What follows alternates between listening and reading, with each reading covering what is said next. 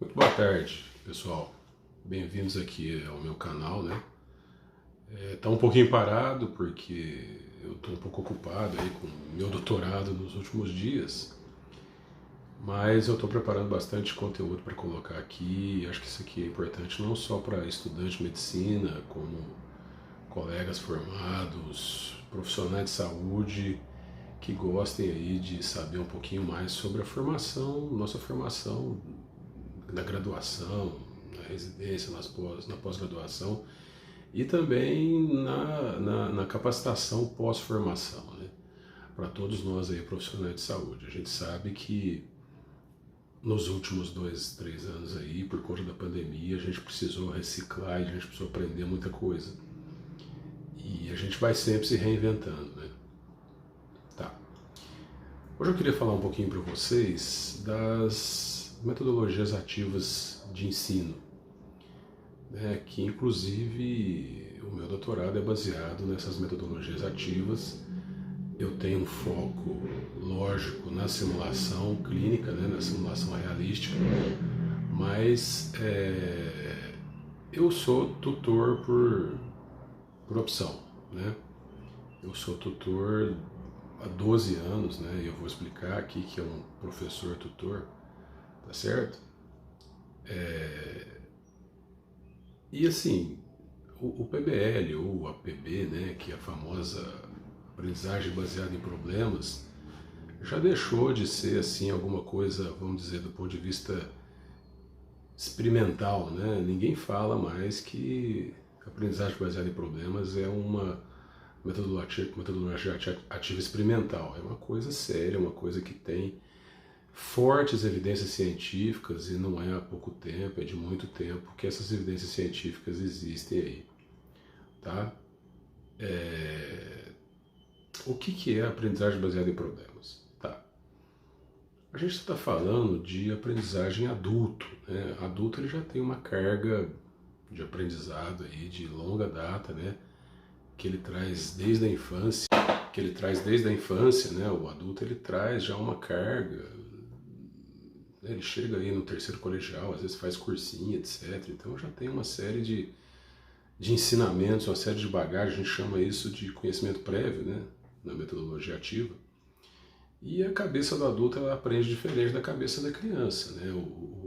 A criancinha, a criança que está lá, o pré-escolar, que acaba entrando no prézinho, lá na escola, bem no comecinho, ele é uma folha em branco. Então o imprint, vamos dizer assim, é muito mais fácil. No adulto, e principalmente no adulto jovem, com todas os anseios e a rebeldia que isso traz, e é normal, porque eu também sou rebelde até hoje, para falar a verdade, né? E isso é que faz a gente aprender, tá? Enfim, como que isso é feito? Como é que a aprendizagem baseada em problemas, ou o PBL, funciona? Bom, existe um conceito, né, e esse conceito é um pouco já antigo, né, da aprendizagem significativa. E depois, um pouquinho mais para frente, ali na década de 90, o pessoal já começou a falar isso como o Brain-Based Learning, né, o aprendizado baseado no cérebro. O que quer dizer isso? O cérebro não aprende se não houver emoção, se não houver uma mudança, se não houver uma ressignificação desse conhecimento que a pessoa já tem. Tá? E o PBL é isso. Tá? A gente gosta de falar isso principalmente no começo do ano, quando o pessoal chega já no primeiro ano, principalmente da medicina, que a gente, nas duas faculdades que eu trabalho aqui em Franca, a gente trabalha com PBL desde sempre. E como eu disse, é uma metodologia forte, uma metodologia baseada em evidências, cientificamente comprovada. Né? A gente tem, e eu vou dizer algumas coisinhas aqui dos meus estudos também, que eu vi um pouco mais e que reforçaram isso. Enfim, é apresentado um problema. Esse problema é baseado em objetivos de aprendizagem. Os objetivos de aprendizagem nada mais são que as necessidades, ou assim, os itens que a gente quer que esse aluno adquira como conhecimento, no caso da tutoria, porque a tutoria a gente trabalha basicamente conhecimento, né? O aprendizado da gente a gente faz em competências. Então, por exemplo, quando eu falo que eu tenho uma competência em cirurgia, em ser cirurgião, minha competência é ser cirurgião. Isso envolve uma série de coisas, mas são 3 principais: conhecimento, habilidades e atitude.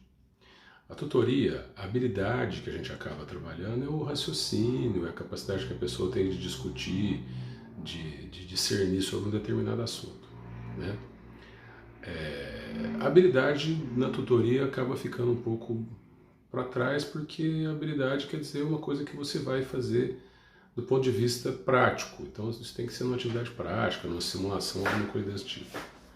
Mas o conhecimento é aí que você aprende, aí é onde você integra conhecimento. Tá?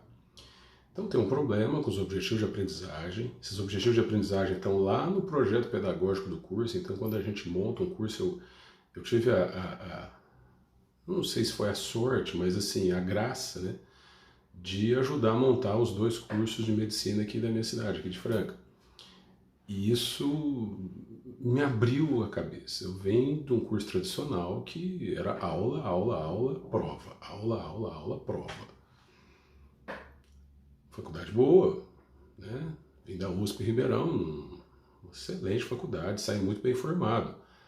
Mas será que minha formação não teria sido melhor se houvesse, naquela época que eu me formei, há quase 30 anos atrás, se houvesse sido implantada já lá na USP, que hoje tem várias metodologias ativas lá na USP Ribeirão, se não tivesse sido implantadas naquela época, né? E naquela época já existia o PBL, né? McMaster, faculdades fora do Brasil, a própria Harvard, né? Então, assim, não é uma coisa nova, não estamos falando de uma aventura, né? PBL é uma coisa importante. Enfim, esse problema é discutido num grupo tutorial que varia entre 10, 12 alunos, né? E esse problema ele é discutido, é feita uma problematização dele, né? A gente destrincha o problema, o aluno destrincha o problema, ele vai ver quais foram as situações que, por exemplo, o tutor que criou aquele problema colocou lá para que ele chegue nos objetivos de aprendizagem. E isso se faz através de uma discussão, que a gente chama de brainstorm. A tutoria tem 7 passos a serem seguidos, né? Não vou ficar discorrendo sobre eles aqui, porque é mais uma coisa acadêmica, mas vamos dizer que é como se fosse uma metodologia científica, os 7 passos, né? Então esse problema é discutido, esses problemas são levantados, existe uma lousa que é colocado um mapa conceitual, que a gente chama, que é um pouquinho mais complexo que um mapa mental, por exemplo, tá? E os alunos vão discutindo, uma discussão com brainstorm, e o tutor, o que ele faz nesse ínterim? Ele faz a mediação, faz as perguntas pertinentes, com os objetivos e com o que ele acha que a discussão tem que caminhar. E depois dessa discussão, né, se justifica essas hipóteses, cada um faz uma hipótese, cada aluno tenta explicar aquele problema, aqueles problemas que estavam no caso, com o conhecimento prévio que ele tem, tá? E no final isso é feito uma síntese dessas explicações pelo grupo, lógico, é um trabalho em grupo, isso aqui é legal. A tutoria são várias cabeças pensando numa mesma direção, para tentar resolver aquele caso, aqueles problemas que estão sendo colocados ali naquele caso. Isso é que é legal. A metodologia ativa é isso, ou seja, várias cabeças pensando junto para resolver um problema.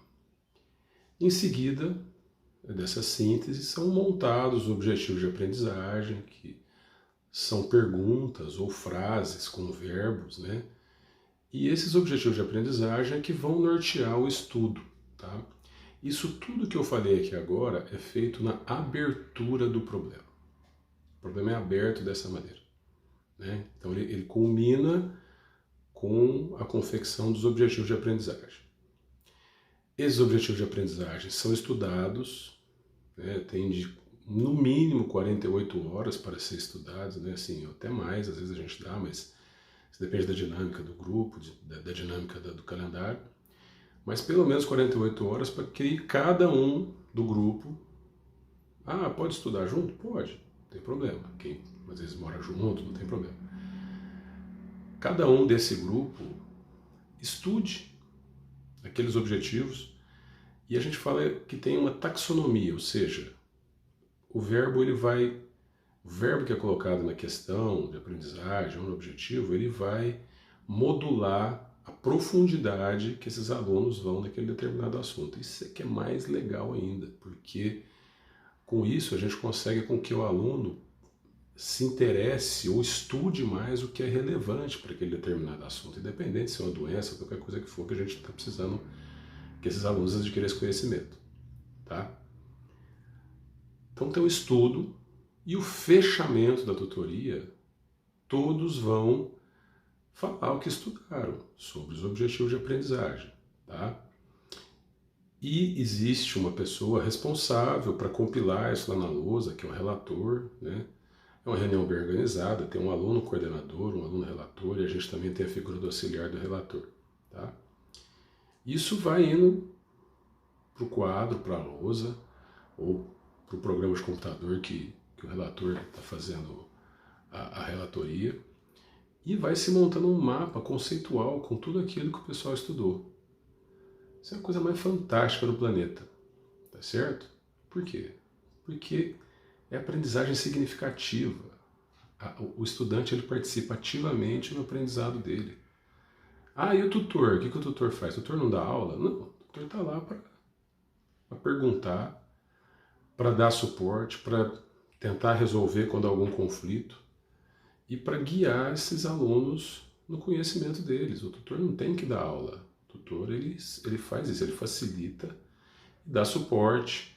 Ah, mas o tutor não pode falar nada, não pode indicar nada? Pode, a gente pode indicar fonte de estudo, não tem problema nenhum. Mas o tutor não dá aula, o tutor não é professor, ele não faz lecture, ele não dá aula, ele não vai lá na lousa e fica explicando, dando aula para aluno durante a tutoria, não é esse o objetivo, tá certo, gente? Tá. E como que isso acontece? O que é o mais interessante ainda da tutoria? É a avaliação, que muitos alunos têm medo, mas que na verdade ela é o ponto principal da tutoria, é o que a gente chama de avaliação formativa. Tá? A maioria das escolas ainda associa a avaliação formativa a notas, que pode ser de 0 a 10, 0 a 5, etc. Mas as escolas mais evoluídas no PBL, no ensino baseado em problemas, eles já trabalham com conceitos, suficiente e insuficiente, às vezes até com porcentagem acima disso. Então não tem nota, às vezes não tem nota. Nós ainda não evoluímos para isso, mas talvez seja alguma coisa no futuro interessante. A gente também está aprendendo, a gente também aprende. Fazem 10 anos que eu sou tutor, mas a gente está sempre aprendendo. Mas o que é legal da avaliação formativa? É a nota, você dá uma nota boa para o aluno, um 8, sei lá o quê. Não, é o feedback, é o que você está... Por que o aluno está recebendo aquela nota? Por que motivo? É uma conversa. Nessa hora, o grupo conversa e o tutor conversa com os alunos e ele explica, né, dentro de um diálogo individual, lógico, com todos escutando, ou com o grupo inteiro, e dá um feedback. Olha, você hoje realmente você se aprofundou bem naquele objetivo, que a taxonomia era mais alta, você trouxe conhecimento, você mostrou suas fontes, tá certo? Ou seja, você sempre valoriza o que o aluno fez de bom, o que o aluno fez de produtivo, inclusive até a atuação dele no grupo.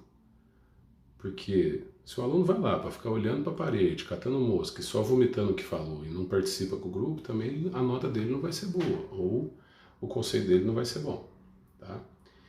Então, é uma avaliação formativa.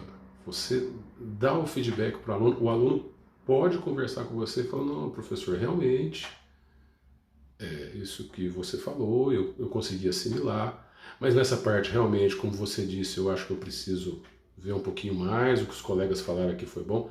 Então, existe uma avaliação do tutor para o aluno, existe uma autoavaliação do aluno, que ele fala do desempenho dele mesmo, e ele avalia também os pares, os colegas. tá? E isso é muito interessante porque tem um negócio que chama peer learning, né? O aprendizado por pares. É muito mais, vamos dizer assim, do ponto de vista de aprendizado, é muito mais importante para o cérebro de um aluno de primeiro, segundo, terceiro ou quarto ano de medicina escutar um feedback de um colega do que do tutor. Mesmo o tutor treinado, o tutor sabendo dar o feedback, é muito mais importante porque são pares. Eles estão no mesmo nível de conhecimento. E isso, de certa forma, faz com que o aluno ou fique mais tranquilo ou reforce e reflita sobre aquilo que ele está estudando. Tá? Então, a avaliação na tutoria é isso, é uma avaliação formativa. Ah, professor, mas tem nota. Sim, realmente tem nota. Né? As escolas mais antigas, que têm uma certa evolução no PBL, elas já não trabalham com notas, elas trabalham com conceitos, que é uma evolução que todos nós julgamos que um dia nós vamos ter. Tá? Enfim, é uma metodologia brilhante, é uma metodologia que eu aprendi muito sendo tutor. É lógico que eu passei por vários treinamentos, desde 2007 que a gente faz treinamento para tutoria. Você não vira tutor de uma hora para outra, é uma coisa muito séria. Mas assim, a forma de como o aluno adquire o conhecimento, né, porque ele vai descobrindo, ele vai discutindo aquilo, né, e tendo o tutor mais experiente, mais velho, dando caminho para aquela discussão, e o grupo todo, né, conseguindo fazer essa discussão, é muito legal. É muito legal. E a avaliação, né? A avaliação não tem prova, não tem nada na tutoria que vá ser só... Não, ó, você fez a tutoria hoje, você vai ter uma notinha aqui, que você vai responder essas questões. Tem alguns trabalhos que até mostram isso, mas aí você perde o sentido de ter avaliação formativa. Tá? A avaliação formativa é justamente essa proximidade que o docente tem do aluno, o tutor tem do aluno. Né? A coisa é muito pessoal, assim, em termos de aprendizado, né? Porque você está olhando no olho do aluno e você está falando para ele, olha, hoje você foi assim, assim, assim, assim, continue assim, porém, vamos ter que melhorar nisso, nisso e nisso. Isso é fantástico, né? E não tem prova, né, escrita que substitua isso, assim, mesmo se você der um feedback bem feito. E isso fere o PBL. Né? Então a gente valoriza muito a avaliação formativa no PBL e que às vezes é a grande preocupação dos alunos. Eles ficam receosos, falam, nossa, mas eu vou falar lá, aí no fim o tutor vai falar da minha nota, vai falar de mim na frente de todo mundo. Gente, mas isso é que é a riqueza, né? Você dividir o que, por exemplo, o feedback às vezes que eu dou para um aluno e que eu eventualmente não tenha percebido no outro, pode servir para outro aluno. E vice-versa, o feedback que um colega dá para o outro dentro da tutoria, o reforço ou não, também pode servir para isso. Tá? Então, é uma metodologia que o cérebro gosta. Tá? E ela é feita baseada em avaliação formativa. Também é chamada de avaliação processual, mas é uma avaliação formativa. Não é simplesmente dar uma nota. A gente tem que tirar isso da cabeça do aluno, que nota em tutoria não é importante. O importante é o feedback, é o conceito. Tá? Bom, se alguém tiver alguma dúvida, tem o canal aí, pode deixar alguma pergunta, eu respondo, tá certo? E nas próximas aí vou falar um pouquinho de simulação, que é minha paixão, né? E também vou falar um pouquinho das outras metodologias e aqui das faculdades que eu trabalho, como é que a gente trabalha isso aí, tá? Obrigado, boa tarde a todo mundo.